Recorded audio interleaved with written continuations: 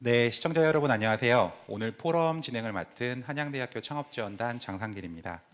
2020년이 한 20일 정도 남았죠. 올해 코로나 때문에 굉장히 저희가 겪어보지 못했던 상황 그리고 어려움들 많이 접하셨을 것이라고 생각됩니다.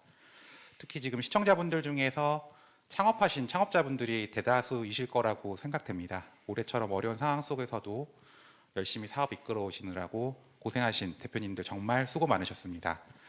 오늘 한양 스타트업 포럼은 2009년부터 저희가 운영해온 한양대학교 창업지원단의 대표적인 네트워킹 프로그램입니다. 청중 여러분께 창업과 관련된 노하우와 성공 사례를 좀 전달드리고요. 참석자 간의 네트워킹을 좀 제공해드리는 그런 프로그램으로 기획이 돼서 운영되어 왔습니다. 다만 올해 코로나19로 상황이 좀 여의치 않아서 온라인으로 올해는 운영되는 점 양해 부탁드리겠습니다.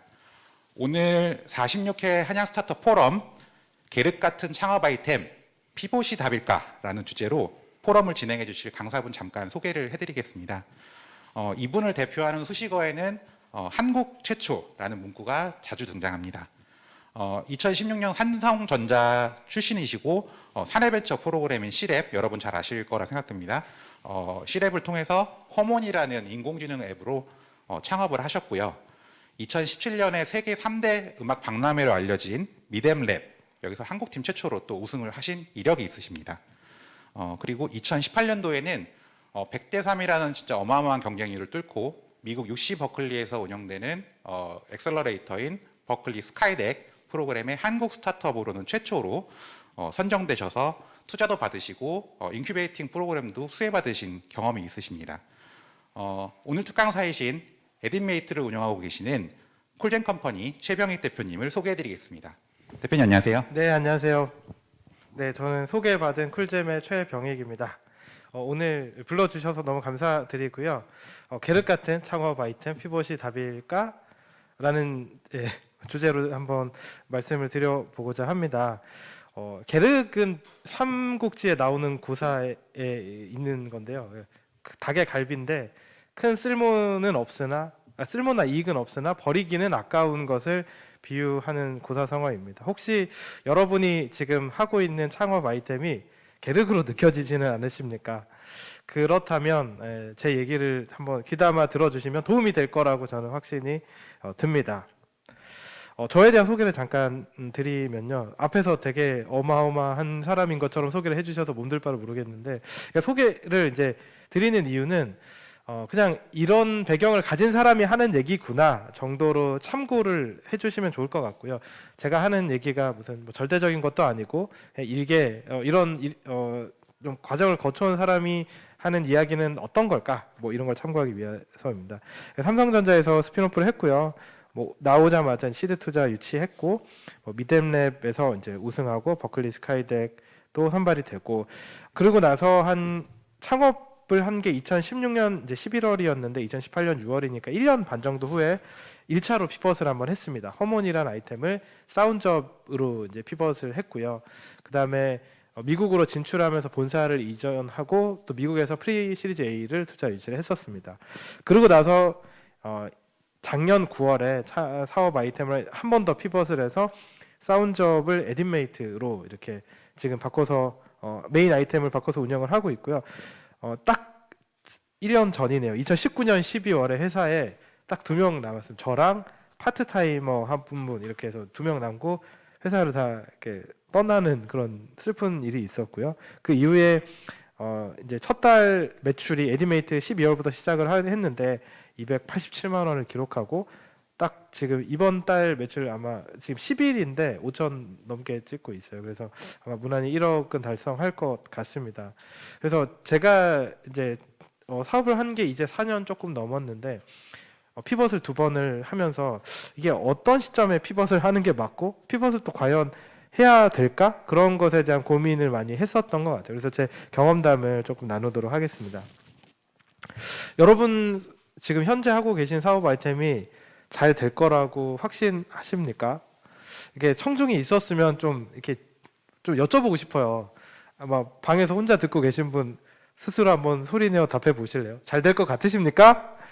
네. 근데 이제 이게 잘 될지 안 될지 그리고 잘 될 아이템인지 아니면 그냥 망할 아이템인지 어떻게 분별할 수 있을까요?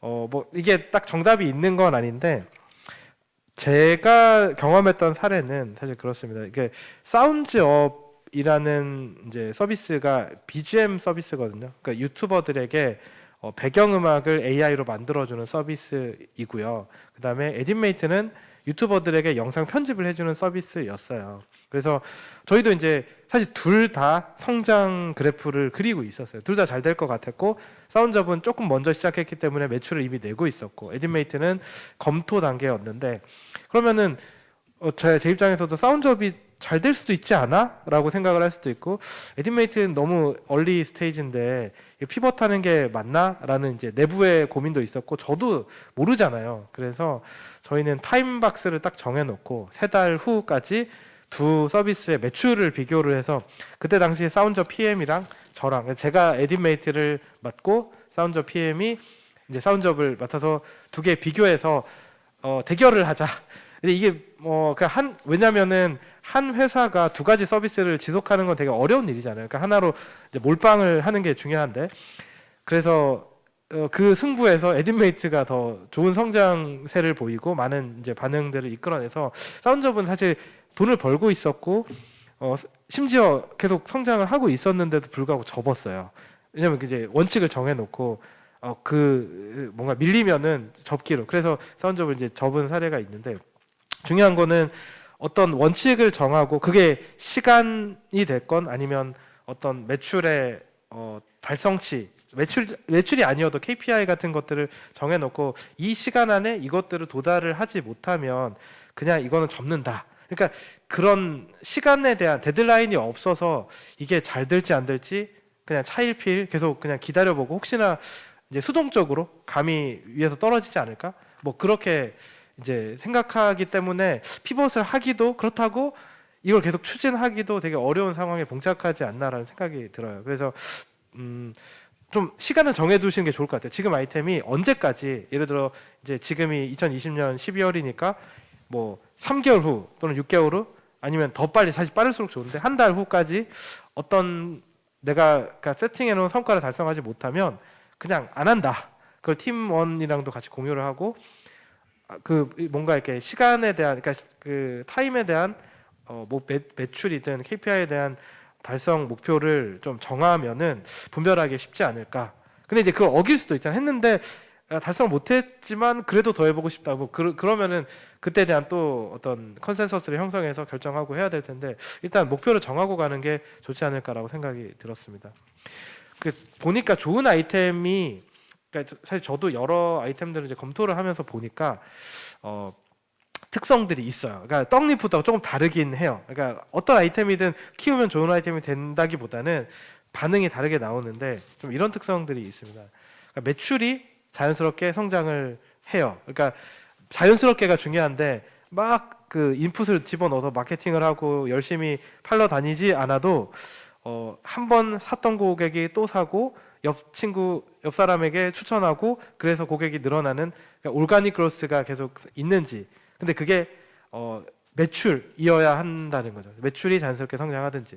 그리고 조금 이제 비즈니스가 이건 매출만 보는 게 가장 심플한 형태의 비즈니스인데 조금 더 복잡한 비즈니스는 사실 시간을 많이 끌어들이면 그것이 나중에 매출로 또 발생시킬 수 있는 비즈니스 있잖아요. 뭐 광고도 그렇고 뭐 미디어나 컨텐츠 같은 것들이 그런데 그러면 사람들이 정말 계속 오래 머무는 시간이 점점 증가하는가 그런 특성을 보이는가가 필요하고 하나는 뭐 이커머스 같은 거나 이제 여러 가지 버티컬들이 되겠지만 지속적으로 재방문을 하는가. 그러니까 한번 예를 들어서 방문자 수가 증가를 하더라도 그게 늘 새로운 방문자면은 그거는 잘 된다라고 보기는 어려울 수도 있어요. 근데 그러니까 한 번 왔던 사람이 또 방문하고 계속 머물고 재방문을 한다면 이거는 그러니까 리텐션이 높은 게 사실 사람이 많은 것보다 더 중요하기 때문에 그러니까 이 세 가지 중에 한 가지는 싹이 좀 보여야 이게 좋은 아이템으로 발전하는 좀 그런 좋은 씨앗이지 않을까라고 생각이 들었습니다. 피봇이 농구 경기에서 쓰는 용어인데, 그러니까 이제 자세히 그림을 보시면 이제 왼쪽 발은 땅에 붙이고 있고 오른쪽 발 지금 땅에서 살짝 뛰어 있잖아요. 그 파란색 신발을 신는 농구 선수가. 그래서 한쪽 발을 이제 그 피벗 풋이라고 하는데 이 디딤발을 붙이고 한쪽 발을 움직이는 걸 피벗이라고 하죠. 그러면서 한 번 또는 여러 번 어느 방향으로든지 옮겨 디디면서 찬스를 만드는 플레이를 피벗이라고 하죠. 그러니까 무빙은 두 발 다 움직이는 건데 피벗은 하나만 움직이는 건데 그럼 디딤발은 뭐가 될 거냐? 저희는 두 번 피벗을 하면서 처음에는 허머는 인공지능 작곡을 하는 서비스였는데 사운드업은 인공지능으로 BGM을 만들어주는 서비스였어요. 사실 기술은 똑같았는데 이제 음악을 만드는 사람과 음악을 활용하는 사람은 조금 다르겠죠. 그래서 고객이 바뀌고 디딤발은 기술이었어요. 그렇게 한번 피벗을 한 사례가 있었고 사운드업과 에디메이트는 사실 되게 다른 서비스이긴 하거든요. 그러니까 BGM이랑 편집이고 또 푼 기술도 달라요. 인공지능으로 풀다가 인간지능으로 바꿨어요. 근데 고객이 같았어요. 둘 다 유튜버라는 특성이 있었고 그 고객에 대한 이해가 선행이 되었기 때문에 에디메이트를 좀 빠르게 인사이트를 가지고 좀 빌드업을 해나갈 수가 있었습니다. 그래서 뭐 기술이 같거나 고객이 같거나 어느 것 하나는 그러니까 이어져 내려와야 좀 약간 우위를 가지고 시작을 할 수 있는 거죠. 아예 제로 베이스에서 기술도 없고 고객도 없고 인사이트도 전혀 없는 필드를 하면 그만큼 학습을 하는데 오래 걸리니까 사실 이제 피벗을 하는 게 그래서 좀 더 무빙보다는 유리한 한 면이 있고요. 근데 그런 게 있을 수 있어요. 어떤 비즈니스를 하는데 내가 지금 하는 필드에 대한 인사이트도 별로 안 쌓였고 제품 개발만 하느라 고객도 안 만나봤고 그래서 고객이 사실 뭘 원하는지 실제로는 잘 몰라요. 어떤 가설만 있지 측정해 본 적이 없다.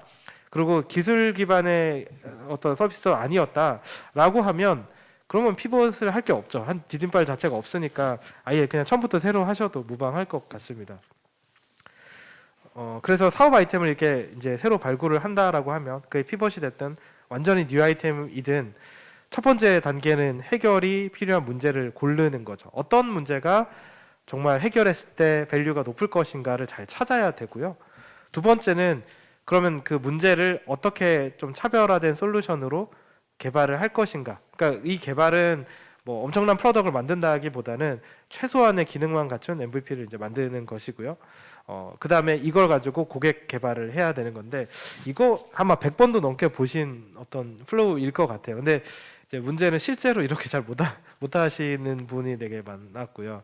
그래서 하나씩 조금 살펴보면은 풀 만한 좋은 아이템을 찾는 방법이 있을까? 뭐 왕도는 사실 없는데 그 좋은 사업 아이템은 세 가지가 충족이 되면 가장 좋을 것 같아요. 그러니까 고객이 돈을 낼 만큼 필요로 하는 것인데 마침 나도 좋아하고 내가 잘하는 것이면 정말 신나는 아이템이죠. 내가 잘하고 좋아하는 건데 고객이 필요까지 하면 금상첨화죠. 그래서 이런 게 베스트인데 이런 게 있으면 행운이고 만약에 이게 없다. 그럼 셋 중에 하나를 포기해야 된다. 그럼 뭘 포기해야 할까요? 여러분 방에서 한번 대답해 보시겠어요? 좋아하는 걸 포기하는 게 저는 사업가로서 가장 맞다고 생각하고요. 왜냐하면 고객이 필요한 걸 내가 잘하면 그래도 그 돈이 되거든요. 근데 고객이 필요한데 내가 좋아하는데 잘 못해. 그러면은 사업이 잘 되지는 않을 것 같고요. 근데 두 가지를 포기하고 하나만 선택해야 되면 그냥 고객이 필요한 아이템 내가 좋아하지도 않고 잘하지도 못하더라도 이걸 하다 보면 사업은 오래 하면 또 잘하게 되고 잘하다 보면 재미가 있어져서 좋아하게 됩니다. 그래서 그 고객이 필요한 것이 가장 이제 그것이어야 되고 이제 여기서 저지르는 패착은 내가 좋아하는 것 쪽으로 많이들 하시는 것 같아요. 근데 이거는 어떻게 보면 가장 빨리 포기해야 될 거지 않을까. 왜냐하면 좋아하는 거 하는 건 취미생활로 하고 돈을 만드는 거는 이거랑은 다른 건데 많은 분들이 창업을 하는 동기가 내가 하고 싶은 일을 하고 싶어서 좋아하는 거 하려고 라는 거죠. 그러면은 좋은 사업을 만들어내기는 쉽지 않을 것 같아요. 그것을 쫓다 보면. 네. 그래서 아이템 발굴의 왕도가 있는 건 아닌데 사례를 조금 살펴보면 여러분 토스는 다 아실 거예요. 근데 비바 리퍼블리카 이승건 대표님께서 토스가 9번째 아이템이라고 하시더라고요. 그 전에 8개를 말아 드시고 9번째 아이템을 이제 했는데 이때 8개를 이제 말아 드시고 이제 마지막으로 한 번만 더 해보자라고 하면서 했던 전략이 그때 지금은 코로나여서 밖에 사람들이 좀 덜 돌아다니지만 그때는 이제 뭐 강남이나 뭐 어디 뭐 홍대나 사람들이 많이 돌아다니는 데서 그냥 팀원들이 한 명씩 나가서 사람들 관찰했다고 하더라고요. 서점이나 사람들을 그냥 하루 종일 보고 있는 거예요. 이 사람들이 뭘 하나, 어떻게 그냥 행동하나 이런 걸 보면서 인사이트를 또 다시 모여가지고 저녁 때 이렇게 나누고 아 이런 게 사람들 필요한 것 같다 이렇게 뭐 또 얘기도 해보고 또 그 다음 날 가서 또 인사이트를 발굴하고 그렇게 현장으로 나가서 발굴을 했다고 하고요. 그다음에 지그재그 또 서정훈 대표님이 지그재그 전에 엄청나게 많은 아이템들을 시도를 해보셨더라고요. 근데 이제 지그재그는 이것도 이제 처음에는 즐겨찾기 같은 서비스여서 여러 가지 쇼핑몰들이 그러니까 동대문에서 하는 이제 쇼핑몰들이 산재돼 있으니까 이걸 즐겨찾기를 좀 할 수 있는 서비스가 있으면 어떨까? 아주 간단하게 MVP를 만들어 가지고 딱 릴리즈를 했는데 리텐션이 80% 이상 나오더라고 하더라고요. 그래서 아 이게 되겠다. 시드가 보이죠. 아까 세 가지 중에 하나 이제 재방문을 계속 하는 거죠. 그러니까 이거를 계속 발전시켜서 지금의 어마어마한 서비스로 이제 발전이 된 거고. 핑크퐁을 만든 스마트 스터디는 그러니까 여기도 정말 그러니까 스마트 스터디잖아요. 핑크퐁이 원래 그 스터디 교육회사였어요. 그러니까 이게 피벗을 했다는 게 딱 회사 이름에서도 보이거든요. 근데 원래 이제 교육 아이템 하다가 잘 안 돼서 이런저런 앱을 계속 만들었는데 한참 앱을 많이 만들 때 1년에 55개 정도를 만든 적이 있다고 하더라고요. 그러니까 일주일에 한 개 이상을 만든 거예요. 52주밖에 안 되니까. 그 정도로 많은 이제 시도를 하면서 이게 터질까 저게 터질까를 실험을 많이 하셨습니다. 그래서 핵심은 사실 왕도가 있다기보다는 많이 트라이를 해보는 게 중요하고요. 많이 하다 보면 양이 질로 이제 전환이 되어서 좋은 게 하나 나오는 거죠. 그래서 사실은 내가 한 방에 뭐 엄청난 아이디어를 이렇게 찾아내야지보다는 이런저런 아이템을 빨리 이렇게 테스트하는 게 더 중요하다라는 좀 그런 힌트를 좀 얻었습니다. 그래서 예시로 그냥 생각을 해보면 이런 거예요. 뭐 생활하면서 그러니까 불편한 것들이 많잖아요. 불편한 게 우리 삶이 100% 완벽하지 않잖아요. 모든 게 다 문제잖아요. 날씨가 춥다 이런 것도 문제잖아요. 그래서 그런 것들 한번 쭉 나열을 해보는 거죠. 이것 중에 내가 해결할 만한 게 있을까? 그리고 해결해주면 돈 받을 만한 게 있을까? 뭐 그런 걸 찾을 수도 있고요. 그다음에 네이버나 구글 같은 데 트렌드 리포트가 나오거든요. 검색 트렌드. 그런 거 보면 어떤 검색어가 지금 많이 핫하네? 그런 것도 볼 수 있고. 또 유튜브 보면 트렌딩이라고 있어요. 그 영상이 하루에 30개씩 이제 가장 트렌디한 영상들이 데일리로 업데이트가 되는데 그것들만 쭉 보셔도 요새 사람들이 뭘 자주 보는지도 알 수 있고 유튜브는 사실 구글 다음으로 큰 검색 엔진이잖아요. 이런 검색 엔진에서 어떤 영상들이 주로 보여지는지가 큰 힌트가 될 수 있을 것 같고요. 그다음에 이제 스타트업들이 투자 유치를 받는 것도 뭐 이런 정보들을 많이 이제 퍼블릭하게 구할 수 있는데 그럼 어떤 스타트업들이 어떤 필드의 일을 하는지를 보면 아 요새 이런 게 투자가 잘 되는구나. 그 얘기는 완성이 된 게 없고 춘추전국일수록 그게 나도 뛰어들어서 할 그런 가능성이 있다라고 저는 생각을 해요. 왜냐하면은 하나가 이제 독점을 하면 예를 들어 아마존이 독점을 하면 아마존 아류가 나오기는 쉽지 않은 건데 근데 어떤 뭐 예를 들어 데이팅 앱이다. 데이팅 앱 되게 많잖아요. 근데 많은데 또 생기고 또 트라이를 하고 있다는 얘기는 어떤 앱도 궁극적인 해결책을 제시를 못했다라고도 볼 수 있어요. 그러면은 이제 이런 거를 해결하는 또 시도를 나도 해볼 수 있는 거고 근데 사람들이 많이 필요로 하네라는 힌트를 또 얻을 수 있는 거죠. 그리고 IR 대회도 요새 뭐 온라인으로 하니까 뭐 코로나 시대에서 많이 참관하고 하면서 힌트를 많이 얻으면 좋을 것 같습니다. 등등 뭐 조금만 생각해 보면은 사실 아이템을 발굴하는 방법은 아주 많다는 것을 알 수가 있습니다. 두 번째로는 이 아이템 이제 문제를 해결할 수 있는 솔루션을 개발하는 건데 여기서 제가 이제 좀 드리고 싶은 말씀은 많은 창업 교육기관도 그렇고 많은 분들이 MVP와 프로토타입을 좀 혼용해서 쓰고 이 두 개는 같은 거 아니야라고 생각을 하시는 경우가 있는데 저는 구분을 좀 해서 쓸 필요가 있다고 생각을 합니다. 그러니까 MVP는 미니멈 바이어블 프로덕트, 그러니까 최소 기능을 하는 제품입니다. 그래서 제품이란 얘기는 이거는 돈 받고 팔 수 있는 물건이고 아무리 기능이 어설퍼도 이건 제품인 거죠. 근데 프로토타입은 시제품이에요. 아무리 그럴싸하게 보여도 팔 수 있는 게 아니라는 거죠. 그냥 그럴싸해 보이는 물건일 뿐이라는 거죠. 그래서 이 두 개를 이제 구분할 필요가 있다고 보고요. 처음에는 저희가 여기 1, 2, 3, 4 중에 고객도 없고 제품도 없는 1회 상태로 시작을 해서 이제 그 4회 상태로 가잖아요. 그러니까 고객도 있고 제품도 있는. 근데 보면은 이제 A 루트가 있고 A 루트는 고객을 먼저 만들고 제품이 없는 상태에서 그러니까 없다기보다는 그러니까 제품이 아직 완성되지 않은 상태에서 고객을 먼저 만드는 루트가 있고요. B 루트는 제품을 완성을 시킨 다음에 고객을 이제 그때부터 셀링을 해서 고객을 만드는 게 있는데 근데 보통은 이제 이게 A 루트를 하려면 MVP가 필요하고요. 미니멈한 어떤 그런 프로덕이 필요하고 팔 수 있는 그러니까 돈을 받을 수 있는 게 필요하고 B 루트는 프로토타입을 계속 개선을 시키는 작업을 하는 거죠. 그러니까 시제품 1이 나왔고 오케이 여기서 이제 자체 내에서 피드백을 하면서 이거 요거 고치면 좋겠다 이런 거 수정하면 더 좋겠네 하면서 계속 이제 제품을 고도화를 하다가 그래 이제는 자신 있어 시장도 날 알아봐 주겠지 하고 딱 이렇게 내면은 보통 시장은 이제 외면을 하는 경우가 너무 많더라고요. 그래서 이제 보통은 MVP를 만든다고를 그렇게 얘기를 하시지만 프로토타입을 만든 경우가 너무 많고 MVP는 가장 중요한 차이점은 앞에도 말씀드렸듯이 팔 수 있는 물건이어야 한다는 거죠. 물건이든 서비스든. 그래서 빨리 돈을 받고 파는 게 이 제품의 가치를 측정할 수 있는 가장 좋은 방법 또는 어쩌면 유일한 방법이지 않을까라고 생각을 합니다. 그럼 MVP 어떻게 만들까요? 여러분 또 한번 대답을 해보실래요? 이게 인터랙션이 있으면 더 좋겠다는 생각이 듭니다. 근데 저희가 에딘메이트를 하면서 이제 유튜브 편집 서비스를 처음에 기획을 하면서 풀어야 했던 문제들이 뭐 많았어요. 근데 이제 뭐 이런 거죠. 플랫폼을 이제 하려고 보면 이런 니즈들이 엄청 많아야 플랫폼이 될 거잖아요. 그래서 유튜브 편집을 외주를 주고자 하는 니즈가 과연 얼마나 될까 알고 싶잖아요.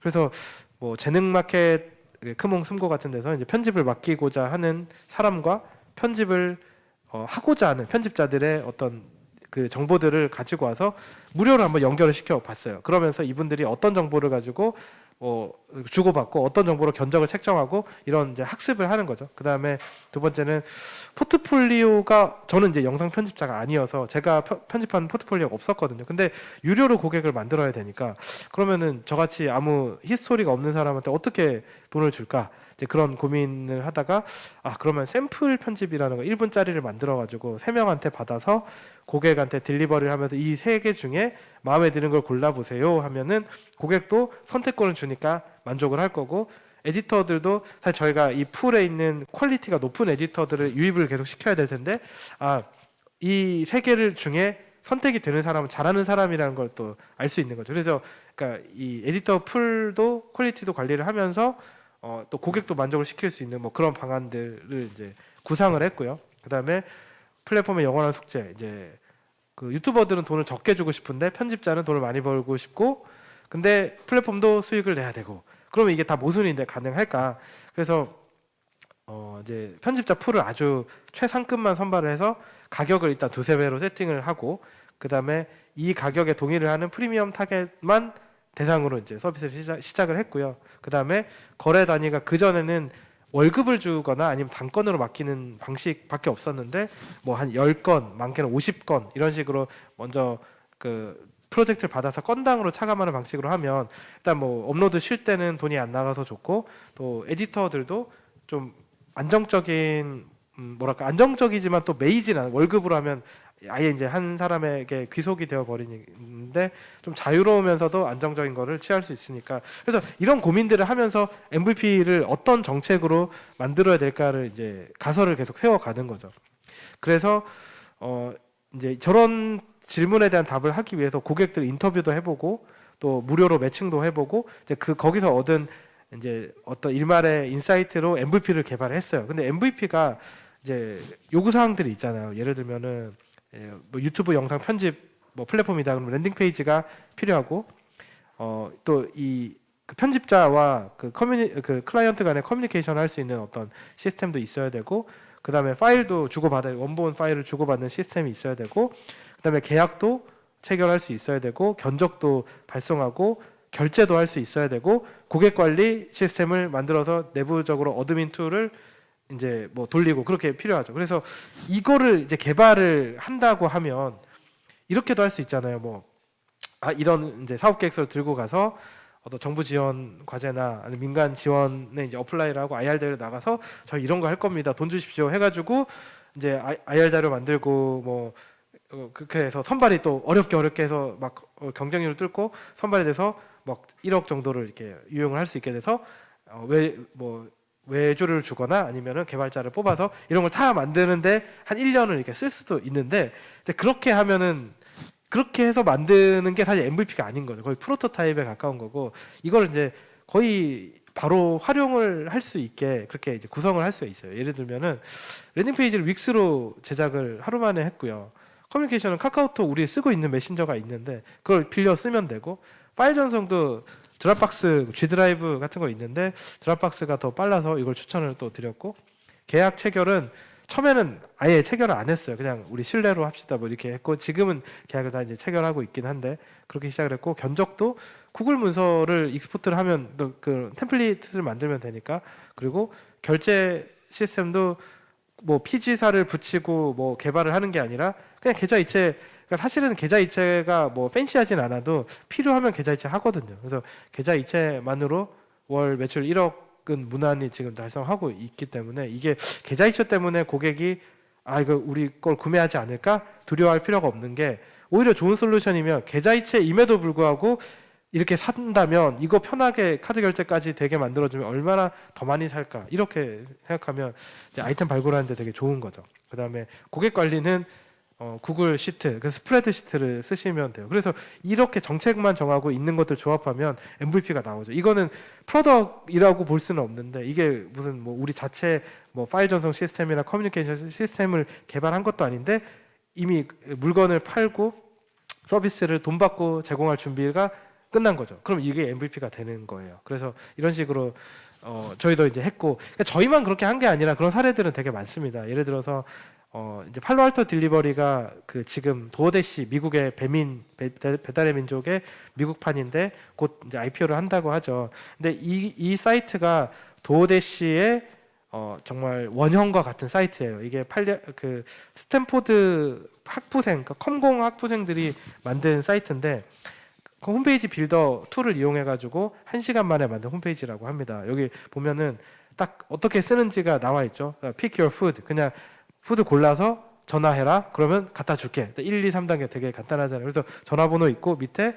레스토랑 이제 아이콘이 있고, 이거 클릭하면 레스토랑의 그 메뉴들이 팝업으로 이렇게 뜬대요. 가서 찍어서 스캔을 했다고 하더라고요. 그래서 이것만 있어도 실제로 비즈니스 가능한 거죠. 근데 왜 이제 컴공 애들이 왜 이거를 만들었냐면, 사실 얘네들이 무슨 시스템 만들고 뭔가 개발을 제대로 하려면 할 수 있는 애들일 텐데, 그분들도 알았던 게 개발을 하는 것보다 더 중요한 게, 그러니까 빠르게 이제 시장의 니즈들, 그러니까 돈 주고 이거를 구매를 할 것인가를 파악하는 게 훨씬 더 중요하다는 거를 아셨기 때문에 저렇게 시작을 했고, 그래서 어느 날 홍보도 안 했는데 갑자기 전화 한 통이 와서 타이 음식 하나 갖다 주세요 해서 타이 음식점 수업 중에 전화 받고 뛰어나와가지고 타이 음식점 들고 가서 사서 갖다 주는 게 첫 이제 배달이었고, 그 다음 날도 또 전화가 오고, 그 다음 주에는 전화가 하루에 3개 오고, 이렇게 해서 전화량이 계속 늘어나다 보니까 이제 퇴사가 아니죠. 그 자퇴가 자연스럽게 이거 학교랑 병행하기는 힘들겠구나 하고 이제 자연스럽게 학교를 자퇴를 하면서 지금 이제 IPO에 이르는 위대한 기업을 만들어내는 거죠. 그래서 이렇게 MVP가 거창한 게 아니라 그냥 아주 단순하게도 우리가 검증하고 싶은 것들을 이제 빨리 풀 수 있다. 뭐 이런 거고요. 근데 그러면 이거 서비스 기업이니까 뭐 서비스 기업은 홈페이지 뭐 대충 만들면 되니까 근데 하드웨어 기업은 뭐 못하는 거 아니야라고 생각하실 수도 있는데, 이게 모어랩스의 이시선 대표님이 또 하셨던 방법이, 미국에는 숙취 해소 음료가 지금은 뭐 모어랩스가 대중화를 시켰겠지만, 이 시작을 할 때만 해도 우리나라는 뭐 모닝 뭐 케어나 뭐 여러 가지 여명 이런 그 숙취 해소 음료가 되게 대중적인 데 반해서 미국은 그런 게 잘 없었다고 하더라고요. 그래서 이분이 이제 궁금한 게, 그럼 미국에서도 이거 팔면 잘 팔리지 않을까라고 생각을 했고, 그걸 검증하기 위해서 홈페이지를 만들어서 제품을 만들기 전에 그냥 morninglicovery.com이라는 도메인을 하나 사가지고 이제 우리 숙취 해소 음료가 있고 하나 5불이니까 사세요. 그리고 어떤 효능이 있다 이런 걸 이제 페이크로 하나 만든 거죠. 그래서 사람들이 주문을 하기 시작했고, 약 한 200만 원어치 그러니까 주문이 들어오고 나서 오케이 이거는 충분히 수요가 있구나라고 판단하고 죄송합니다. 현재는 뭐 재고가 부족해요. 뭐 이렇게 하면서 다 환불을 시켜주고 나서 그때부터 만들었다고 하더라고요. 그래서 하드웨어도 요새 뭐 검증할 수 있는 클라우드 그런 뭐 와디즈 같은 텀블벅 같은 여러 가지 이제 소싱 사이트들도 있고 뭐 이제 이런 모닝케어 그러니까 모어랩스처럼 홈페이지를 만들거나 아니면 페이스북이나 인스타그램에다가 어떤 만들 것에 대한 홍보를 먼저 시작해서 반응들을 살펴보는 방법이 있어서 이런 것들이 다 MVP라고 저는 생각을 합니다.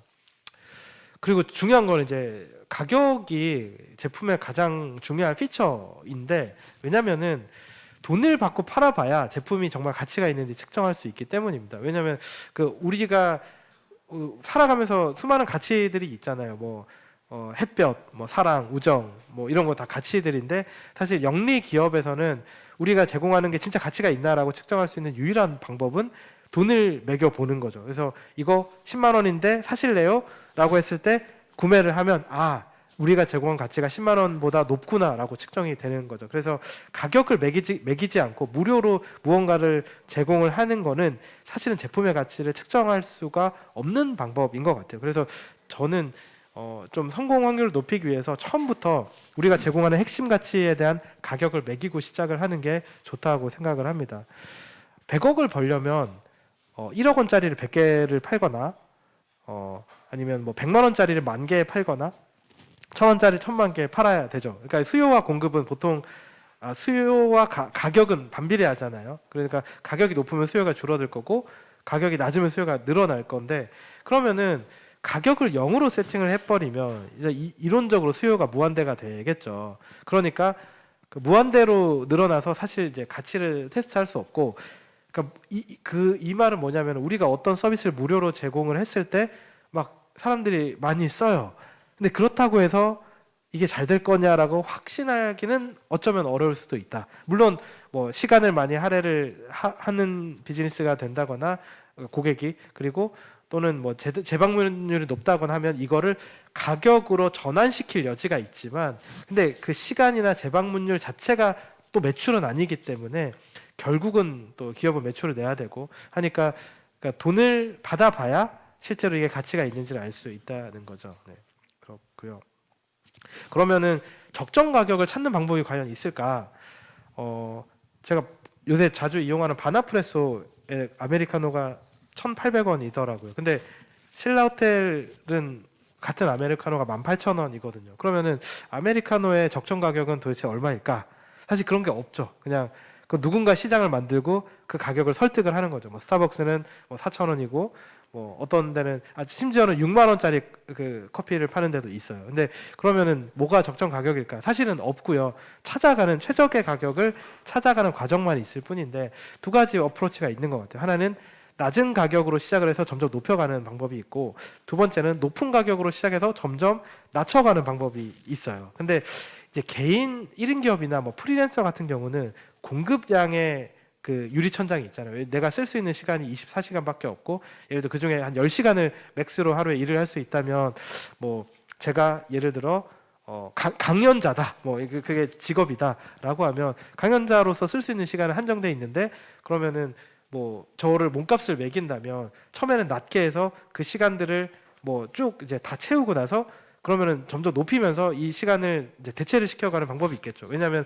공급량이 한정이 있으니까 일단 그걸 다 캐파를 채우고 그걸 이제 교체를 높은 가격으로 해간다. 이게 이제 전략이 될 수 있는데 근데 기업인 경우는 가격에 대한 저항이 되게 심한 것 같아요. 예를 들어서 그러니까 가격을 낮게 하다 갑자기 높였다. 그러면은 고객이 바뀌면서 와 우리 뭐 높은 가격 살게요가 아니라 많이 떠나죠. 그냥 떠나고 잘 안 되는 경우가 많아서 오히려 높은 가격을 먼저 설득을 하고 그러면은 높은 가격에 설득이 되는 얼리 어답터나 프리미엄 유저들을 만족을 시키는 걸 먼저 시작을 하면 그럼 프리미엄 유저가 만족이 되면 예를 들어서 뭐 신라호텔에 18,000원짜리 커피를 먹던 사람이 갑자기 신라호텔이 6,000원짜리 커피를 내면 우와 뭐 해자다 6,000원짜리라니 하고 먹을 건데 만약 바나프레소가 갑자기 6,000원짜리 커피를 하면 갑자기 왜 비싸졌지 하고 안 사 먹을 확률이 높다는 거죠. 그래서 프리미엄 그 고객들의 니즈들을 일단 미트를 시키고 그 가격을 설득이 된 상태에서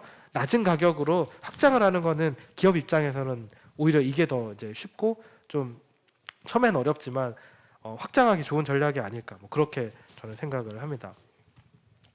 마지막으로 그럼 고객 개발은 어떻게 하나 저는 많은 이제 스타트업에 종사하시는 분들이 제품 개발에 대해서 신경을 많이 쓰지만 고객 개발에 대해서는 그렇게 고민을 안 하시는 경우를 많이 봤어요. 그러니까 좋은 제품을 만들면 고객은 알아서 생기는 게 아닐까? 또는 뭔가 앱을 이제 무료로 하다가 유료화를 딱 하면 갑자기 매출이 막 이렇게 주주죽 막 찍히지 않을까라고 막연하게 생각을 하시는 분들을 많이 만났는데 사실은 고객 개발은 한 땀 한 땀 이렇게 한 명 한 명 설득을 하는 과정인 것 같아요. 그러니까 최초에 한 명에게 물건을 팔고 그 사람이 산 그 경험을 가지고 이 사람이 왜 샀을까? 아 그러면은 두 번째 고객에게도 이렇게 설득하면 되겠네. 근데 10번째 고객까지는 이 설득이 먹혔는데 11번째 고객은 안 사더라. 그러면 이 사람 왜 안 샀을까 하는 이런 한 명 한 명의 지난한 과정들을 쭉 거치면서 고객 개발이 이루어지더라고요. 그래서 에디메이트도 첫 고객에게 이렇게 뭐 메신저 내용이 보이시는지 모르겠는데 이제 누구누구님 막 견적서 잘 검토해 보셨나요? 도와드릴 거 없을까요? 할 때 이제 대답이 없었고요. 그다음에 읽었는데 일이 사라졌는데 대답이 없었던 것 같아요. 그다음에 그다음 날도 이제 매칭 계속 도와드릴까요? 근데 또 익십을 한번 또 당하고 그다음 날도 누구누구님 뭐 견적이 부담스러우신가요? 뭐 하면서 이제 설득하고 뭐 할인도 해드리고 뭐 해보면 어떨까요? 했는데 이제 3일 차에 드디어 거절의 메시지를 받았어요. 아, 네 생각해보고 연락드릴게요. 근데 약간 뭐 그러니까 헤어진 전 남친처럼 이렇게 매달리고 뭐 이렇게 하다가 이게 이제 지금 11월 28일이었는데 마지막 그 날이 그래서 거절을 받고 나서 아 이 고객은 안 되겠구나 했는데 12월 4일에 안녕하세요 하고 먼저 고객한테 연락이 와서 저 이거 편집 의뢰할래요 해가지고 이제 생긴 거죠. 그래서 이분이 저희 첫 고객이 되셨는데 그러니까 이게 고객이 자동으로 생기는 게 아니라 계속 공을 들이고 차이고 저는 어떤 커뮤니티 가서 홍보하다가 막 밴 당하고 쫓겨나고 막 그런 것들도 많이 당해보고 사실 이제 이렇게 하면서 한 사람 한 사람이 설득이 되는 거지 그냥 가만히 이렇게 제품을 딱 만들고 릴리즈를 딱 하면은 갑자기 돈을 막 들고 와서 살래요 하는 일은 이제 별로 발생하지 않는다라는 거 말씀드리고 싶고요. 그리고 제가 생각하는 초기 기업에 있어서 마케팅은 어떤 설득이 아니라 사람 찾기에 가깝다라는 좀 느낌이 들었어요. 그러니까 무슨 말이냐면 뭐 안 살 물건을 막 이렇게 설득을 해가지고 이거 사면 진짜 좋아라고 해서 가령 진짜 설득이 됐다고 하더라도 그러면 이 사람이 뭔가 혹해서 샀는데 집에 가서 후회가 밀려오죠. 아 괜히 샀어. 그 사람한테 내가 걸려들었군. 이렇게 하면 그 고객이 그러면은 아 만족해서 이렇게 옆 친구한테 야 너도 한번 당해봐 이렇게 알려주진 않잖아요. 그러니까 막 욕하고 야 그거 조심해라 너 뭐 이렇게 할 거잖아요. 그러니까 그렇게 해서 막 안 살 사람을 설득해서 사게 만든다기보다는 내가 제공하려는 그 솔루션이 그 사람도 너무 풀고 싶었던 거예요. 그러니까 이런 게 필요한데 아 이거 어떻게 풀지? 나 돈 주고라도 이거 풀고 싶었는데 라는 사람을 만나서 그 사람한테는 저희가 은인이 되어야 하는 거죠. 아 너무 고맙다. 돈을 주면서도 막 고마워하고 그리고 친구한테 이 복음을 전하고 야 진짜 내가 정말 좋은 사람 만났는데 좋은 서비스 만났는데 너도 한번 써봐 이렇게 하면서 전도하고 그러니까 그렇게 되는 게 그러니까 돈을 받으면서도 고마움까지도 받는 이제 서비스가 돼야 되는데 그러면은 그런 니즈를 그런 문제 해결에 어떤 그 봉착한 문제 해결이 필요한 사람을 찾아야 되는 거잖아요. 근데 그런 거에 더 가깝더라는 거죠. 그래서 막 설득을 안 살 사람 막 설득한다기보다는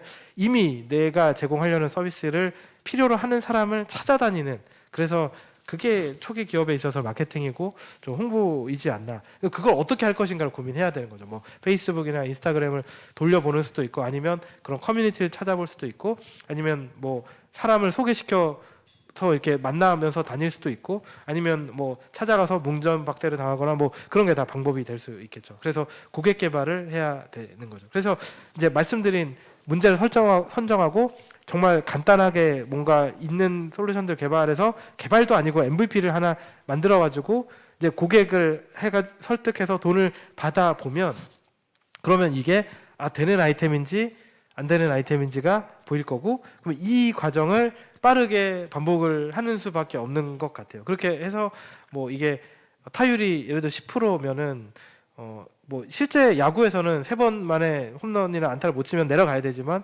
저희는 이제 그런 룰이 없잖아요. 뭐 10번이고 20번이고 100번이고 제가 내려오기 싫을 때까지 계속 휘두를 수 있으니까 사실 그러면은 얼마나 이거를 빠르게 반복하고 그러니까 빠르게 할 이유는 사실 우리가 돈이 한정돼 있기 때문인 것 같아요. 금수저고 내가 100년 동안 1년에 하나씩 해도 나는 금수저기 때문에 괜찮아라고 하면 빠르게 안 해도 되는데, 근데 이제 보통 우리는 먹고 사는데 돈이 들잖아요. 그러면은 잡이 수입이 없는 기간 동안에 이거 버틸 만한 어떤 이제 시간은 한정이 돼 있으니까 그래서 제일 빠르게 하는 거고, 금수저는 그냥 천천히 하셔도 됩니다.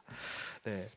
그 에디메이트는 서비스 출시 후에 이제 12개월 동안 23배를 성장했고, 그리고 지금 이게 이제 지난달까지 그 매출 그래프인데 이번 달은 또 저보다 훨씬 더 성장할 것 같아요. 그래서 계속 이게 성장하는 게 이걸 자랑하려고 갖고 온 게 아니라 저희가 이렇게 하는 동안에 마케팅을 안 했어요. 그러니까 그냥 제품만 만들고, 그러니까 고객 개발은 했죠. 그렇게 막 찾아다니고 막 엉겨붙고 했는데, 어떤 퍼블릭한 뭐 돈을 써서 페이스북이나 인스타그램 이런 데다 광고를 하지를 않았고, 그냥 이제 이메일 뭐 보내고, 유튜버들이 저희 고객이니까 유튜버들 그 이제 이메일 주소 나오잖아요. 그런 거 수집해다가 이제 보내고 이런 거만 했는데, 이제 사람들이 계속 쓰고 잔존율도 80% 이상 되고 입소문을 계속 내면서 계속 매출이 사실 저절로 오르고, 매출을 올리기 위한 어떤 인위적인 액션을 많이 하진 않았어요. 근데 오히려 이제 계속 이제 의뢰가 들어오니까 그 공급을 맞추기 위한 액션들을 계속 하고, 뭐 고객 만족을 위한 어떤 서비스 고도화를 많이 했었지. 그러니까 이게 시장을 잘 만나면 이제 이런 일들이 발생을 하더라. 이제 근데 이게 시드가 조금 느낌이 와요. 아, 이게 좀 시장의 그 우주의 어떤 거대한 흐름 같은 게 느껴지면서 이거 되겠다. 네, 그러면은 이제 오히려 시장 드리븐으로 서비스가 성장을 하는 그런 경우가 되더라고요. 그리고 저희 서비스가 어떤 건지에 대해서 간략하게 설명을 드리고 끝내야 될 것 같은데, 유튜버가 이제 영상 편집 외주를 맡기는 두 가지 방법이 있었어요. 재능 마켓에서 이제 단건으로 맡기거나 아니면 편집자 채용해서 맡기는 건데, 그러니까 재능 마켓에서 이제 이 편집을 하시는 분들이 대부분은 비즈니스 매너가 잘 갖춰져 있는 분들은 아니에요. 그래서 뭐 납기를 잘 안 지킨다거나 품질을 엉망으로 해서 주고 나른다거나, 아니면 납품을 안 하고 나른 경우도 있고요. 그래서 그런 이제 좀 형편없는 서비스에 실망을 하신 분들이 좀 기존에 많았고, 그다음 편집자를 직접 채용해서 쓰려면 일단 좋은 사람을 뽑는 것도 어려운데 일단 돈도 많이 들고 뭐 계약도 하고 관리도 해야 되고 유지비도 많이 들죠. 그래서 이게 프리랜서를 좀 합리적인 비용으로 쓰지만 검증된 그런 사람을 쓸 수 있는 솔루션이 없을까라는 데서 이제 에디메이트가 시작을 한 거고, 그런 문제를 저희가 해결하고 있고요.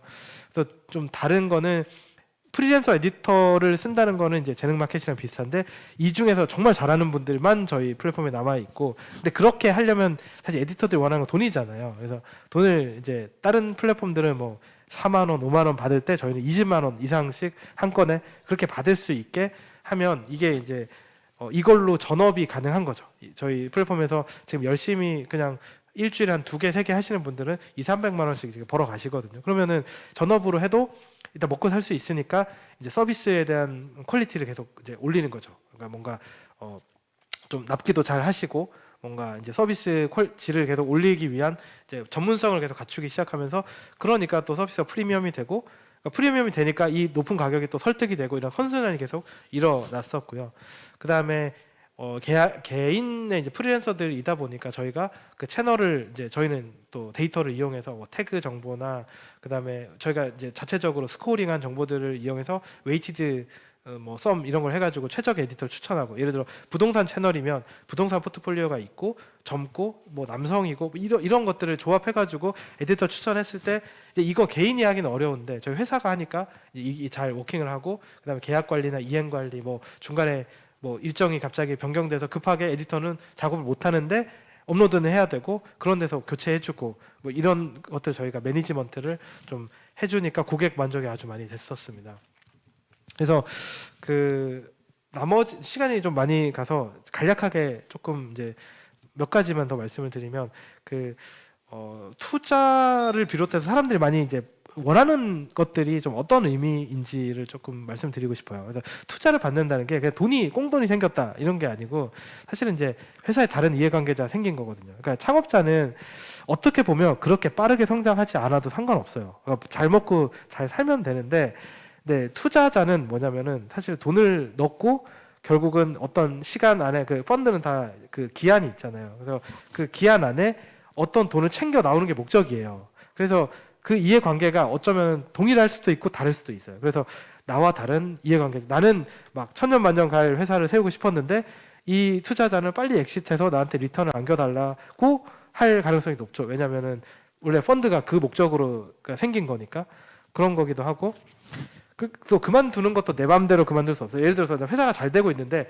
아 피곤해 나 회사 그만할래가 안 돼요. 투자를 받으면 그러면 이제 그 어떤 대표로서의 이제 그 뭐랄까 의무를 다 안 하게 돼서 뭐 번아웃이 돼도 오히려 이제 잘 또 추스려서 해야죠. 그러니까 이게 회사가 더러서 그만둬 이런 거 되는데 투자 받은 회사 대표는 그만 못 둬요. 그래서 그런 것도 이제 하나 허들이 생기고 회사에 돌아올 수 없는 간 건너 폐업도 마음대로 못 하고 뭐잘 되고 있어도 또 그만둘 수 없고 무조건 가야 돼요. 그래서 어떤 이해관계자들을 만족시켜 주기로 약속을 했기 때문에 이제 그런 의미를 좀 아셨으면 좋겠고 그럼 투자 말고 정부 과제는 꽁돈일까? 정말 그렇지 않다는 말씀을 드리고 싶고 정부 과제들이 또 요구하는 리퀘어먼트들을 계속 충족시키고 문서 작업들 뭐 그다음에 돈은 또 아낀다고 쌓이는 돈이 아니라 그 시간 안에 써야 되는 돈이거든요. 그러면은 필요 없는데도 돈을 낭비하게 돼요. 마케팅을 예산을 잡아놨으면 사실 지금 마케팅할 단계가 아닌데 돈을 써야겠고 그냥 안 쓰면 아까우니까 쓸데없는 공중에 돈 뿌리는 마케팅을 또 하는 거죠. 그래서 이게 돈에 대한 효율성도 잘 안 나올 뿐더러 실제로 이 정부 과제를 하느라 들이는 여러 가지 부대 시간들을 계산하면 사실은 ROI가 잘 안 나오는 경우도 많아요. 그리고 또 중요한 거는 사업 자체가 피벗을 만약 해야 되는 상황이 오면 정부 과제는 피벗이 어렵잖아요. 그러니까 하기로 한 건 또 그 기간 안에 해야 되니까 그래서 이게 거의 사업이 확실시 됐을 때 정부 과제나 지원 사업을 하는 게 좋지 아직 아리까리한데 근데 돈은 필요해 정부 과제로 할까라는 게 좋은 아이디어가 아닐 수도 있다라는 말씀 드리고 싶고 신보, 기보, 중진공 뭐 이런 데서 이제 저리로 막 0. 몇 프로, 1. 몇 프로로 사업자금 대출을 해주잖아요. 그래서 뭐 퍼스트 펭귄 같은 거 이렇게 받았으면 이렇게 사진 찍더라고요. 막 우리 막 이거 따냈다, 막 10억, 15억 따냈다. 근데 사실 이거 대출이거든요. 대출은 갚아야 되는 돈이고 꽁돈이 아니어서 대출 받고 좋아하는 거죠. 이상하지 않나요? 이거 그 좋아할 게 아니에요. 또 대출 받은 거고 갚으셔야 됩니다. 그래서 그걸 좋아하고 기사 낼 일인가라는 생각이 좀 들었고요. 해외 진출을 할 이유가 명확하지 않으면 안 하는 게 저는 맞다고. 한국 사람이 한국에 인맥도 있고 어떤 언어나 문화가 익숙한데 굳이 물론 이제 네이티브고 뭐 해외에서 살았으면 해외 진출을 하시는 게 맞을 수도 있는데 근데 한국의 비즈니스가 사실 충분히 큰 시장인데 약간 겉멋 또는 실리콘밸리 멋있어 보여라는 동기로 해외 진출을 하는 거는 그렇게 좋은 판단은 아니라고 생각을 합니다. 그래서 저는 여기까지 준비를 했고요. 또 차장님께 다시 마이크를 넘기도록 하겠습니다. 네, 대표님 굉장히 거의 한 50분 가까이 되게 열강해 주셨는데요. 아마 앞에 청중분들 계셨으면은 조금 더 이렇게 재밌게 강의를 더 진행해 주셨지 않았을까라는 생각이 듭니다. 내년에 저희가 오프라인 강의 네. 하게 되면은 그때는 꼭 많은 청중들 앞에서 강의하실 수 있도록 한번 자리를 한 번 더 마련해 보도록 하겠습니다. 감사합니다. 그 내용 중에 네. 19년 12월 작년 이맘때 파트타이머 한 명 남고 다 회사를 떠났다고 하셨었는데 그때 느낌 어떠셨어요? 그때는 이제 다시 시작을 하는구나. 그러니까 그때 딱 3주년이었거든요. 창업한 네. 지 만 3년이 딱 되고 네네. 다 떠나고 이제 새로 제로부터 시작을 재창업하는 기분이었죠. 그때 남아주셨던 파트타이머 지금도 같이 계세요? 지금 같이 계십니다. 네, 저희 핵심적인 역할을 하고 계십니다. 거의 건국공신이시네요. 네, 맞습니다. 그렇죠? 네. 네. 그 이제 질문이 조금씩 올라오고 있어서 제가 궁금했던 거 먼저 여쭤보고 네네. 이제 청중분들 질문 올라오면 또 한번 이렇게 받도록 할게요. 네. 험원에서 사운드메이트로 피벗하는데 1년 한 반 정도 걸리신 것 같고 네. 사운드메이트에서 또 에딘메이트로 넘어가시는데 한 1년 정도 걸렸던 것 같아요. 네, 제가 네. 그 일정 보니까 예. 그 피벗을 2번 하셨을 때 그런 피벗을 하는 의사결정 과정에서 도움을 받으셨던 분이라든지 아니면 어떤 의사결정하는데 뭔가 좀 지대한 어떤 그런 키포인트가 됐던 역할을 했던 뭐 사람이 될 수도 있고 아니면 네. 어떤 그런 뭐 다른 어떤 요소가 될 수도 있을 텐데 그런 것들이 어떤 것들이 있었는지 조금 설명해 주시면 좀 네. 도움이 될 것 같아요. 일단 험온을 하다가 사운드업으로 바꿀 때는 그 스카이덱에서 이제 그렇게 얘기를 해서 너네 기술은 좋은데 비즈니스가 사실 그렇게 유망해 보이진 않는다. 그래서 좋은 비즈니스를 발굴해 오면 조건부로 이렇게 합격이 아니라 조건부 합격이었어요. 그래서 네. 좀 빠른 시간에 다른 비즈니스를 찾아서 이제 그렇게 어플라이를 다시 했고 네. 그 과정에서 사운드접이라는 아이템을 발굴을 하게 되었고요. 그리고 실제로 사운드접을 하면서 매출이 이제 잘 조금씩 나오기 시작을 했고, 근데 이제 사운드접도 하다 보니까 AI 음악도 팔았지만 저희가 이 사람이 만든 음악을 같이 팔았거든요. 근데 네네. 그 고객이 선택하는 음악은 결국 사람이 만든 음악을 선택을 하더라고요. 퀄리티가 더 네. 좋았기 때문에. 네네. 그러다 보니까 그냥 일반적인 그 BGM 사이트들이랑 거의 비슷한 형태로 점점 흘러가더라고요. 그러니까 네. 어느새 레드오션에 와 있었고, 그래서 이게 성장은 하지만 레드오션에서 이게 제이커브를 그리기가 어렵겠다라는 판단이 들어서 그러면 조금 더 임팩트 있는 문제를 풀어야겠다라는 생각을 이제 제가 먼저 하게 됐고, 네. 그래서 더 임팩트 있는 건 사실 그 고객이 유튜버들이다 보니까 유튜버들이 어떤 문제를 갖고 있는지를 좀 관찰하다 보니 BGM은 필요한 사람도 있고 필요하지 않은 사람도 있는데 네. 편집은 다 필요하더라고요. 그래서 네.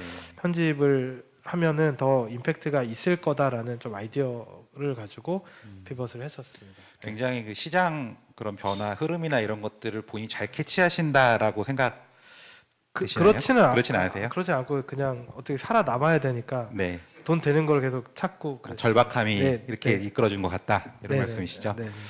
네. 그러면 지금 그 미국에 원래 남아있던 법인은 이제 더 이상 활동 안 하시고 미국의 법인은 있는데 지금 네. 한국으로 플립을 다시 하려고 준비를 하고 있어요. 하고 계시고요. 네네네. 어차피 근데 뭐 미국으로도 계속 확장하실 수 있는 모델이 아닌가요? 지금 하시는 그렇긴 한데 지금 이제 어느 정도까지는 한 수백억 매출 규모까지는 한국에서 한국 사람들을 타겟으로 네. 서비스를 계획하고 있기 때문에 네. 그러니까 팀도 한국에 있고 고객도 한국에 있기 때문에 조금 뭐 투자를 받는다거나 성장하는 데 있어서 한국 기업인 게 훨씬 유리하긴 합니다.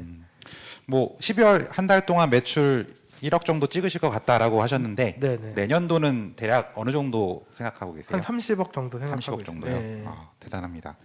네, 그 사이에 질문이 굉장히 많이 올라왔네요. 질문 몇 가지를 좀 보고 대표님 답변 들어보도록 하겠습니다. 네.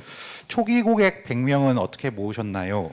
초기 고객이라는 게 어느 시점인지 모르겠는데 뭐 네네. 에딘메이트 기준으로 말씀해 네네네. 주시면 될 것 같은데요. 네. 에디메이트는 정말 한 땀 한 땀 모았고요. 한 사람을 만들고 그 다음 한 사람 만들고 또 소개받아서 만나고 뭐 좀 만나면서 한 사람 한 사람 설득을 했고 그렇게 하니까 이제 한 3, 40명 정도가 되니까 포트폴리오라는 게 자랑할 만한 것들이 생기더라고요. 그래서 네. 좀 유명 유튜버 뭐 김미경 씨나 또 그 슈퍼주니어 신동 씨라던가 뭐 직방이나 이런 좀 굵직굵직한 채널들을 저희가 맡게 되면서 이제는 그 채널을 보고 오는 사람들도 생기고 예. 또 소개받아서 오는 사람도 생기면서 한 초기에 한 30명 정도까지가 한 10명 정도까지가 조금 이제 한 땀 한 땀이었고 그 다음부터는 속도가 조금씩 붙더니 한 50명 이상은 이제 약간 저절로 되는 느낌으로 그렇게 그때 고객분들이 지금도 그 충성심 높은 고객으로 남아 있으신가요? 네네. 아, 아까 80% 정도가 계속 네네. 잔류한다고 말씀하셨던 것 같은데. 네네네.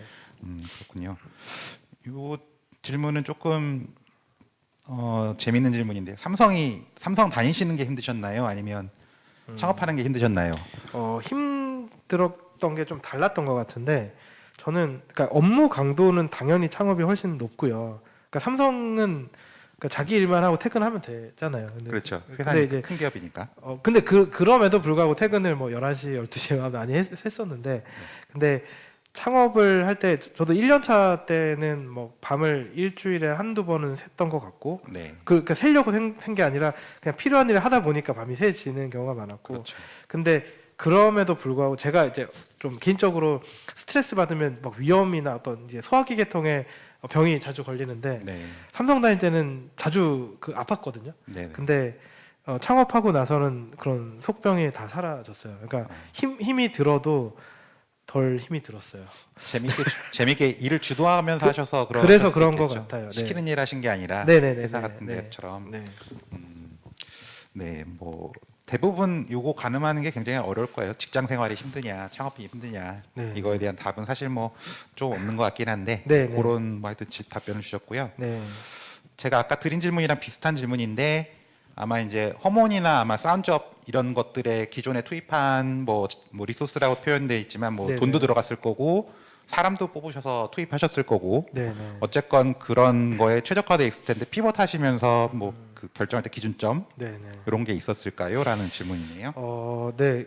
사실 맞고요. 그러니까 이게 어떻게 보면은 회사가 이제 험원과 사운드업을 하다가 잘 안 됐어요. 그래서 돈도 이제 다 떨어지고 네. 그때 했던 다른 분들이 이제 좀 주장했던 거는 우리 그냥 폐업하자 그렇게 이제 주장을 했었고, 근데 저는 이제 폐업을 하고 싶지 않았어요. 그래서 저는 이제 킵 고잉을 할 거다라고 선택을 했고, 다른 분들은 이제 그냥 떠나시기로 선택을 해서 그 기존에 개발한 이제 핵심적인 기여를 했던 인력들은 네. 다 이제 흩어졌고요. 네네. 그리고 이제 그래서 그러니까 개발해 놓은 거나 뭐 어떤 뭐 IP들은 다 가지고 있지만 네. 사실 인력 자체가 다 흩어졌기 때문에 전 아이템을 다시 하기는 좀 어려운 상황이었고, 현실적으로도. 그러시겠구나. 네네. 네, 그래서 그 이제 저랑 파트타임 한 분이 그렇게만 남았다고 했잖아요. 그러니까 네. 그렇게 남았으니까 그 리소스를 가지고 할 수 있는 사업을 다시 설계를 했어야 했었어요. 예, 예. 상황상 그럴 수밖에 없었다라는 네네네네. 내용이신 것 같아요. 앱 개발을 위해 외주로 사업을 시작하는 부분을 네. 대표님은 뭐 리스크 측면이나 뭐 네. 실현 가능성, 그다음에 성공 확률 네, 네. 이런 걸로 봤을 때 어떻게 생각하십니까?라는 대표님 의견 묻는 질문입니다. 네. 그러니까 저는 이거 개인적인 건데, 그러니까 앱 개발을 외주로 해야 되나라는 생각이 들어요. 왜냐하면은 물론 이제 앱 개발은 내가 할 수 있고 컨트롤이 가능하고 유지 보수가 가능한데 다른 것을 집중하느라 외주를 주는 거는 괜찮은데, 네. 우리 팀이, 그러니까 초기 팀이 가지고 있는 핵심 역량이 개발이 아닌데 굳이 개발이 핵심이 되는 사업을 해야 되나라는 생각은 있어요. 네. 그러니까 핵심 모르겠어요. 앱 개발이 어떤 보조적인 수단이면 또 괜찮을 수도 있는데, 어떤 분들은 그러니까 앱이어야 사업이 된다라고 생각을 하시는 분들도 있더라고요. 사실 앱이 아니어도 사업은 얼마든지 할 수 있고, 그렇죠. 뭐 카카오톡으로 해도 되고, 이게 앱이 아니라 웹이나 메신저로도 사업을 얼마든지 할 수 있기 때문에, 제가 예전에 좀 만나 뵀던 분 중에 한 분은 이제 그 메신저로 코칭, 그 운동 피트니스 코칭을 하는 사업을 이제 빌드를 하시는 분이 계셨는데, 네네. 카카오톡으로 이제 코칭을 하고 계셨어요. 근데 네. 돈을 왜 안 받으세요라고 했더니, 카톡이잖아요. 그러니까 자기네 이제 서비스가 필요하다는 거죠. 어떤 전용 메신저와 전용 어떤 앱이 있어야 돈을 받을 수 있지 않을까. 근데 저는 고객이 이게 메신저 이용 비용을 내는 게 아니라 코칭에 대한 비용을 내는 거잖아요. 그게 카카오톡이 됐던 어떤 자사 앱이 됐던, 그거는 고객에게 그렇게 중요한 가치는 아니고, 그러니까 코칭을 받고 있다는 것 자체로 돈을 받을 수 있다고 생각을 하거든요. 그래서 지금 이 사업이 정말 앱이 필요한 사업인가를 먼저 검토를 해보시면 좋을 것 같고, 근데 앱이 정말 필요하다 그러면 사실 이 사업의 핵심이 앱인데, 그러면 그 핵심을 안 갖고 사업을 왜 그거를 하시려고 하나를 좀 돌아봤으면 좋겠어요. 본질적인 부분을 좀 더 한번 네네네. 들여다보셨으면 그러니까 좋겠다. 이게 반드시 네. 필요하면 내재화를, 저는 그럼 앱을 개발하는 사람이 팀원 중에 있어야 되지 않을까라는 생각이 들고, 한번 그러니까 만들고 나면, 그러니까 외주로 만들면 사실 그게 끝이 아니라 앱은 그때부터 시작이 될 텐데. 그렇죠. 유지보수 들어가고 네네. 여러 가지 그러면은 부분이. 네. 유지보수도 계속 해야 되고, 네. 그러니까 데일리로 계속 바꿔야 되는데, 그걸 외주 업체로 할 거면 사실 내부에 있는 게 훨씬 낫죠. 그렇죠. 예, 예. 네. 다음 질문은 피봇을 하면 기존 투자자가 반대하지 않나요?라는 질문인데, 네. 피봇을 하려면 물론 우리 회사에 투자한 투자자를 설득을 당연히 해야겠죠. 투자자는 손해를 네, 보면 안 되니까. 맞습니다. 네. 반대하지 않나요? 대표님 경우는 어떠셨을까요? 버클리에서 네, 네. 의사결정을 좀 했었겠네요. 당연히 근데 이게 뭐 상황에 따라 다른데, 저희 같은 경우는 기존에 하던 게 잘 안 됐기 때문에, 네. 그러면 잘 안 되면 망하는 선택이 있고, 네. 다른 잘 될 거를 새로 시도하는 선택이 있는데, 사운드업이 그 선택했었던 거죠? 사운드업도 그렇고 에디메이트도 네. 그렇고, 이제 그 망하는 것보다 당연히 회사가 잘 되는 게 투자자한테도 이득이니까 반대할 이유는 없었어요. 그러셨군요. 해외 법인 설립이 주는 장단점이 무엇일까요?라는 질문인데, 매출이 분산되는데 괜찮은지, 네, 네. 요거는 어떻게 생각하시는지요? 일단 단점들이 너무 명확하고, 제가 미국 같은 경우 시차도 많이 나서 밤낮이 이제 바뀐 상태로 콜라보레이션 하는 것 자체가 너무 어려웠었고요. 그러니까 팀이 일단 다른 원거리에 있고, 일하는 시간대가 다른 게 생각보다 정말 큰 어려움이었어요. 예를 들어서 그러니까 실시간으로 커뮤니케이션 하면은 얘기를 하다가 그게 아니라 뭐 하면서 이렇게 설명이 가능한데, 네. 이메일이나 글로 남겨놓으면 그게 아닌데 하루 동안 이미 다 해놓은 거고, 그게 아니라 내일 하면 그 다음날 또 하고 뭐 이렇게 하다 보면, 그러니까 정말 5분 만에 될 게 일주일이 걸리기도 하고 뭐 그렇더라고요. 그래서 이제 아니면은 뭐 미국에 있는 사람이든 한국에 있는 사람이든 밤낮이 한 명은 바뀌어야 이제 그렇죠. 콜라보가 되다 보니까 팀이 같이 일을 하는 데 있어서 정말 큰 단점이었고 그 실제로 한국 팀, 미국 팀을 같이 운영을 하시는 대표님들한테 제가 이걸 물어봤는데 다 어려워하시더라고요. 그렇겠죠. 그런 솔루션이 있으면 알려주세요라고 이미 유니콘 기업이 되려고 하시는 대표님도 그렇게 네. 얘기하시고 그래서 일단 그게 가장 어려운 점이었고 매출이 분산된다라는 게 모르겠어요. 이게 그러니까 저희 같은 경우는 뭐 매출 분산이 문제가 아니라 매출이 안 나는 게 문제였기 때문에 그렇죠. 분산돼서 둘 다 잘 나면 뭐 좋을 수도 있을 것 같은데 잘 네. 어떤 상황인지 잘 모르겠습니다. 이건 네네. 다음 질문은 대표님 스트레스 관리법 듣고 싶습니다. 요거는 제가 최근에 대표님 뵙고 네. 한번 여쭤봤던 내용인데 네. 대신 답변 드리면 네. 기도를 되게 열심히 하신답니다. 그래서 힘드실 때마다 네. 주님을 찾으시면서 마음도 좀 정화하시고 좀 이렇게 힐링을 얻으신다라는 답변을 하셨었는데 혹시 뭐 그 네. 사이에 추가되신 스트레스 관리법 혹시 있으세요? 뭐 모르겠어요. 저는 이제 한 번씩 그냥 제가 유튜브를 다루는 일을 하다 보니까 제가 사실 이제 학교 다닐 때 게임을 많이 했었거든요. 스타크래프트를 많이 했었는데. 네. 그러니까 그 세대시죠? 네, 스타 네. 세대 고인물인데 네. 한 번씩 이제 스타 영상을 보면 재미가 있더라고요. 그래서 그럼 약간 리프레시 되고 그러긴 했었습니다. 최근에 그 스타트업이라는 그 드라마 네. 유튜브로 또 대표님이 이렇게 약간 소개 분석 비슷하게 네, 하신 리뷰했었죠. 예. 네, 그것도 제가 한번 재밌게 본 적이 있는데 그것도 네. 한번 보시면 시청자분들 되게 좋을 것 같아요.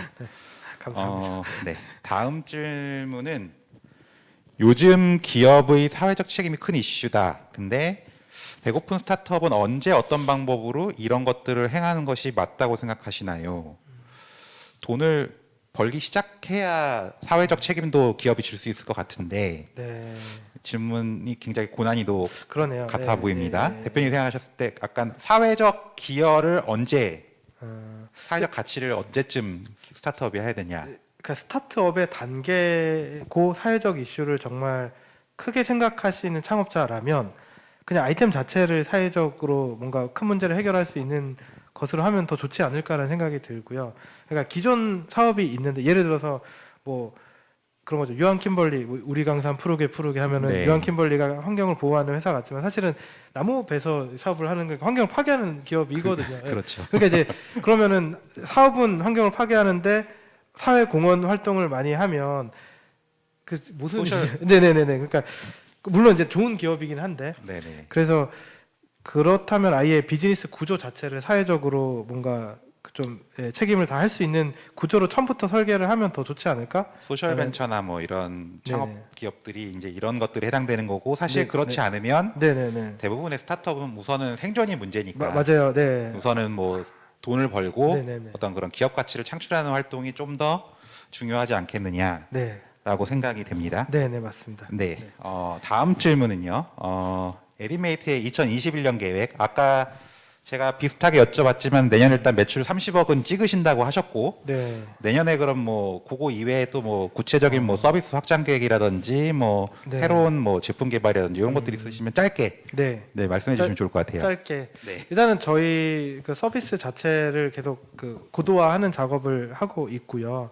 그리고 지금도 그 기업 고객 위주로 계속 확장을 하고 있어요. 왜냐하면 이제 기업 고객이 더 뭔가 이렇게 그 니즈가 많으시고 또 구매력도 높으시고 해서 일단은 내년까지는 기업 고객 또는 MCN이나 이제 프로덕션 같은 고객들 위주로 네네. 확장을 할 계획이고 네. 미디어도 저희가 조금 더 열심히 매진을 해서 좀 유튜브 어떤 트렌드 세터의 역할을 하고 싶습니다. 네. 좋습니다. 이제 다음 질문은 네. 아마 이제 MVP 제작하고 계시는 사업 초기에 예를 네. 들면 뭐 에딘메이트 준비하고 계실 단계에 시장에 비슷한 컨셉의 서비스 그러니까 경쟁자가 있었으면 네. 대표님은 어떻게 대처하셨을까요? 네. 라고 질문을 주셨는데 네. 네. 당연히 뭐 차별화된 점을 뭐 부각시켜서 뭔가 하려고 하셨던가 아니면 네. 뭐 서비스를 또 그때 피벗해서 하시던가 저는 피봇을 당연히 안 할 것 같고 좋은 네. 시그널로 받아들일 것 같아요. 왜냐하면은 이게 실제로 이제 험온을 했을 때는 험원을 완전 카피하고 아이콘만 바꾼 앱이 한 두 번인가 나온 적이 있고요. 그러니까 네. 그건 대놓고 베낀 거라 네. 뭐 비슷한 게 아니라 진짜 그냥 베낀 서비스였고. 네네. 근데 예를 들어서 그런 게 아니라면 세상에 똑같은 서비스는 없잖아요. 그러니까 그렇죠. 같은 고객에게 물건을 판다고 하더라도 우리가 옷을 사도 예를 들어서 옷을 한 군데서 사니까 다른 업체는 있을 필요가 없고 뭐 그런 게 아니잖아요. 그러니까 그렇죠. 은행만 해도 저희가 토스만 쓰는 게 아니라 뭐 그렇죠. 카카오뱅크도 쓰고 기업은행 다 쓰잖아요. 맞아요. 그래서 그러니까 경쟁사가 있는 게 당연히 그 경쟁은 당연히 해야 되는 거고 네. 그러니까 경쟁을 두려워할 게 아니라 저는 경쟁이 없는 걸 두려워해야 되는 것 같아요. 경쟁이 없는 거는 쎄해야 돼요. 왜냐면은 이거 아무도 원하지 않는 건가? 왜 아무도 안 하지? 라고 받아들이는 게 오히려 맞을 것 같고 비슷한 컨셉이 나오고 비슷한 고객을 향한 서비스들이 나온다. 아 그러면 이거 시장성이 있나 보다. 우리가 더 잘하면 되겠구나.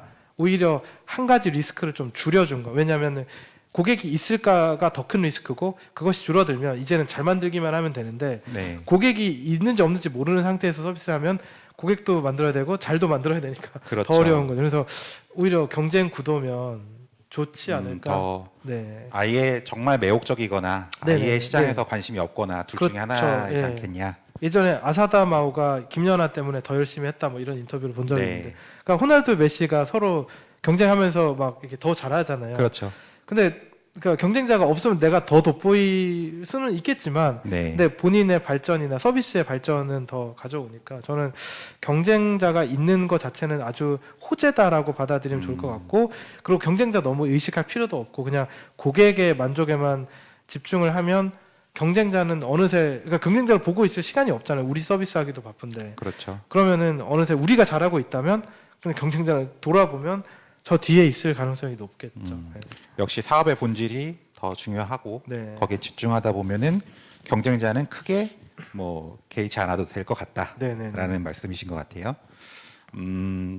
지금 올라온 질문은 강의 내용을 중간에 들으셨거나 잘 안 들으신 것 같아요. 아마 네. 내용이 있는 건데 소개를 해드리면 IT 서비스 할 때 비용 책정이 어렵습니다. 어떤 기준, 어떤 방법이 적절할지 의사결정할 때 도움이 될 만한 팁이 있을까요? 뭐 강의 내용 중에 보면 뭐 비용을 높게 하시거나 낮게 하시거나 뭐 이런 내용들 네네네. 좀 있으셨는데 조금 더 부연해서 설명.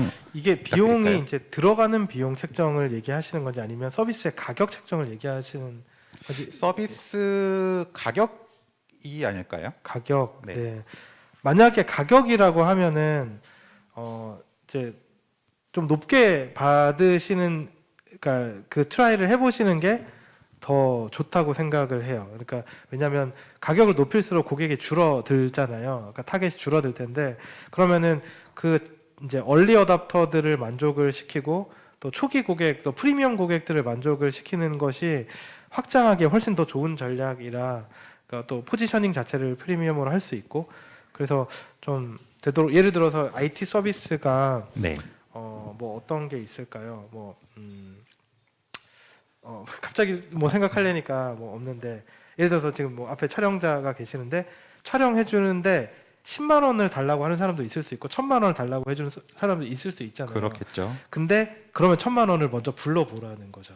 근데 그러면 1,000만 원에 누가 촬영을 해? 하는 사람 있어요. 그렇죠. 예, 무조건 있거든요. 그러니까 적을 뿐이지 있거든요. 그러면은 저 사람은 왜 1,000만 원이나 주고 촬영을 할까를 그러니까 알게 되면, 아 저래서 1,000만 원을 지불하는구나. 저도 아메리카노가 6만 원 하는 데 있다는 거 듣고 깜짝 놀랐는데, 아니 근데 고객이 있어요. 무슨 깡으로 6만 원을 저 주고 사 먹을까? 근데 6만 원 주고 저걸 사 먹는 이유가 있더라고요. 그러면 그거 자체가 큰 배움이 돼서 그러니까 높게 불러보고, 근데 이제 높게 부르면 아무도 안 올 텐데, 진짜 아무도 안 오면, 아무도 정말 고객 개발해도 안 되면 그때 조금 낮추고, 조금 낮춰서 또 그래도 조금 낮추면 또 들어올 수 있죠. 6만 원에서 5만 원 낮추면 들어올 수 있는데, 그렇죠. 그러면 설득이 될 수도 있고 그 사람의 구매 동기나 이런 것들을 또 배우다 보면 이제 높은 가격에서부터 시작을 해야 낮추는 게 쉽지, 낮추는데 이렇게 만 원에 팔다가 갑자기 2만 원 내세요 하면 기분 나빠할 수가 있어서. 그렇죠. 네. 사실 뭐 그 비싼 커피 파는 데는 비싸게 사 먹을 만한 사람들이 있으니까 그렇게 네네. 파는 거잖아요. 네네네. 그런 서비스를 대학가에서 한다고 하면은 당연히 안 되는 거니까 네. 시장이나 이런 것들의 반응 보면서 그렇게 네. 어떤 서비스를 제공하는 게 맞는 것 같아요. 네네. 다음 질문은 피봇이 직원들의 사기 저하는 없었는지요? 네. 있었으면 어떻게 해결하셨는지요?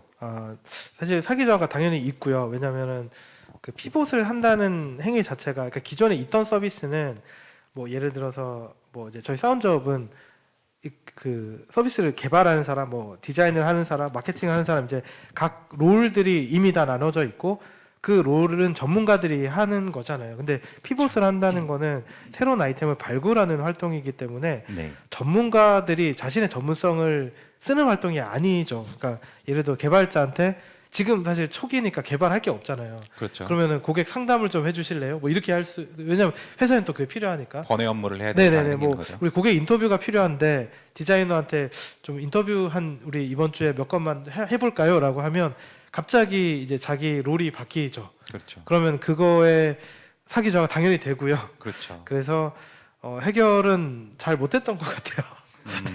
네. 그래서 다 떠나셨나요? 그렇기도 하고, 예, 또 그 뭐랄까 이제 어떤 전문직들이 있잖아요. 개발자, 뭐 디자이너, 마케터 전문직들인데 네, 그 전문직이 필요한 시점과 그러니까 그거는 그 사업이 어느 정도 되고 있을 때 필요한 시점인 거지. 규모가 있을 그렇죠. 때. 예, 뭐 규모가 크진 않더라도 예를 네. 들어서 뭐 그래도 매출이 좀 생기고 이제는 이 서비스가 계속 가겠다. 그래서 우리가 고객 만족을 위해서 제품만 고도화를 하면 잘 되겠구나 정도의 확신이 든 단계에서 필요한 거지.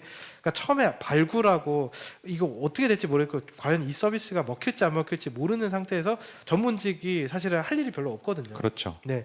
그러면은 그죠. 그때는 그분들이 그러니까 전문직으로서는 필요가 있지는 않고 그러면 초기 창업가로서 내가 필요한 일을 무엇이든지 하겠다라는 자세가 있으면은 네, 다시 초기 창업 모드로 들어가서 하는 거고 네네. 만약에 나는 마케터지 막 그거 하는 사람이 아니야 나 개발자지 그거 하는 사람이 아니야라고 한다면 사실 결별이 되는 것 같아요. 그렇죠. 네네네.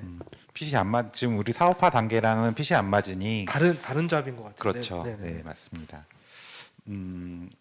다음 질문은 외국어 능력이 부족한데 글로벌 서비스를 하고 싶습니다. 네. 앞뒤가 안 맞으신 내용인 것 같긴 합니다만 네. 문제가 많을 것 같은데 그렇죠. 직원 문제가 많죠. 채용으로 해결이 될까요? 네, 당연히 안 되고요. 당연히 안 되겠죠. 그러니까 이게 이런 거예요. 그러니까 그 외국어를 떠나서 저는 투자 받기 너무 힘든 대표인데 직원 뽑아서 투자 받을 수 있을까요?